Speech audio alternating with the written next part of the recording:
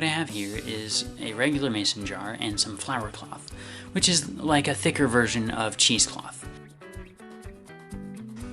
And a rubber band.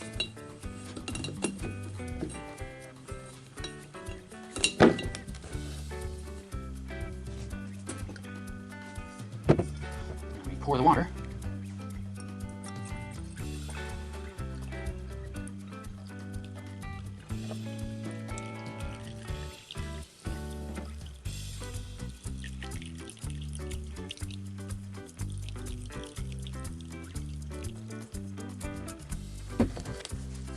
As you can see, the water goes right through the cheesecloth and you're able to fill up the mason jar through the cheesecloth.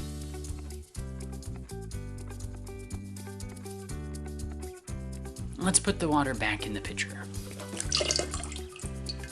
Why won't water come out of the mason jar? It went in easy enough, the cloth has plenty of holes. So why won't it come through? A big part of that answer comes through two ideas: water tension and air pressure. When you flip the jar over, the cloth spreads the water over the opening of the hole, and each little hole in the cloth has a surface tension that causes the water not to be able to go through.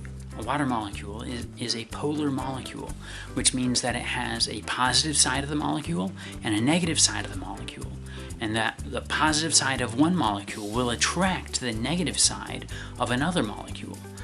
So when you get to the surface, you actually end up getting some attraction across the surface, and that's what causes water tension. Air pressure is caused by the fact that air is really a whole lot of really small molecules moving around really fast, colliding into everything.